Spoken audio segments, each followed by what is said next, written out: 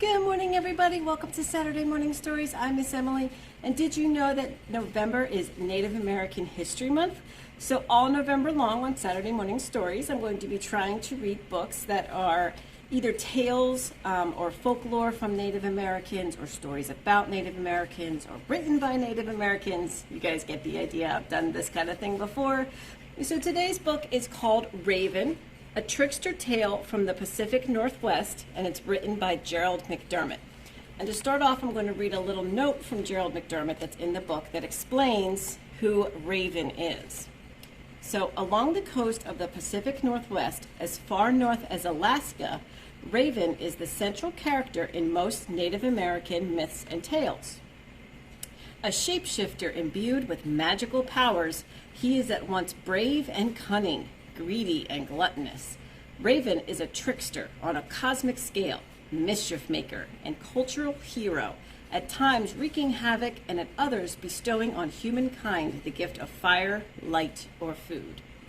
To this day, Raven is a central figure in the richly imagined tribal arts of the region.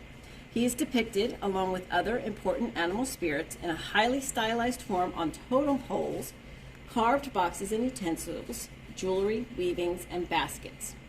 This tale is told with variations throughout all the native groups of the Northwest coast. Within its dreamlike setting, Raven balances his heroism and trickery to bring a blessing to the people. So that's where the story of Raven comes from. So now let's read the story. So Raven, a trickster from the Pacific Northwest. Raven came. All the world was in darkness. The sky above was in darkness. The waters below were in darkness. Men and women lived in the dark and cold. Raven was sad for them. He said, "I will search for light." Raven flew across valleys and across mountains. He flew along rivers and over lakes. There was darkness all around. Then he saw a bit of light far away. He flew and came closer to the light.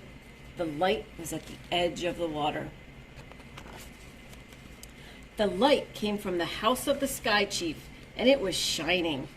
Raven perched high in a pine tree on the shore. Raven watched.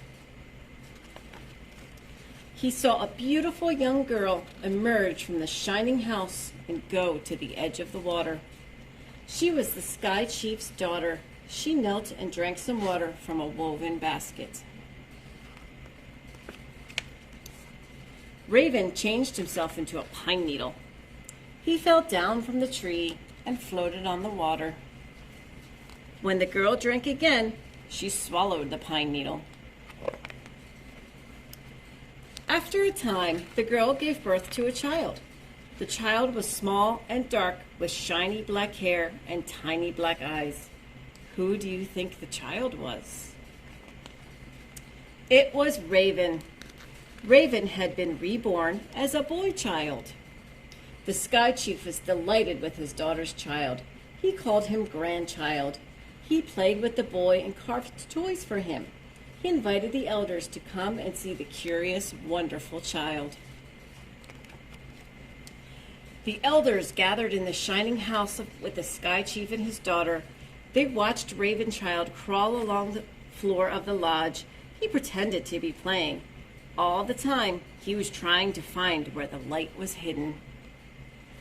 He saw a box in the corner of the lodge. The box was large. It was carved and painted with many colors. The box was bright. It glowed. The Raven Child said, "Gaga." "What do you want?" asked his mother. Raven Child said, "Gaga." He began to cry. "What does the child want?" asked the elders. The Raven Child said, "Gaga." He cried and cried. "My grandchild wants the box," said Sky Chief. The young woman placed the box in front of Raven Child, but he continued to cry. She took the lid off the box. Inside was a smaller box. She took the lid off that box. Inside was a smaller box. His mother took the lid off that box and light poured out of it. Light flooded the room. Inside the box was a shining ball, blazing with light. What do you think the ball was? It was the sun. Give him the ball, said Sky Chief. His mother gave Ravenchild the ball. Ravenchild stopped crying. He began to play with it. He rolled it around the floor of the lodge. Gah, gah! Then he changed into a bird. Ha, ha! He became Raven once again. Caw, caw! Sky Chief, his daughters, and the elders looked on in amazement. Raven plucked up the ball of light in his beak, flew through the smoke hole of the lodge, and disappeared into the dark sky. Raven flew over the valleys and the mountains. He flew along the rivers and across the lakes. Raven threw the sun high in the sky, and it stayed there. This is how Raven stole the sun and gave it to all the people.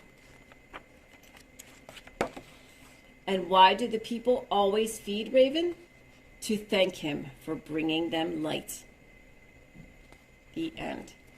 So what a neat story. The raven played a trick on the sky people to steal the sun, but he stole the sun and gave it to everybody. That's a really neat story. So I hope you guys enjoyed, and I'll see you all again next week.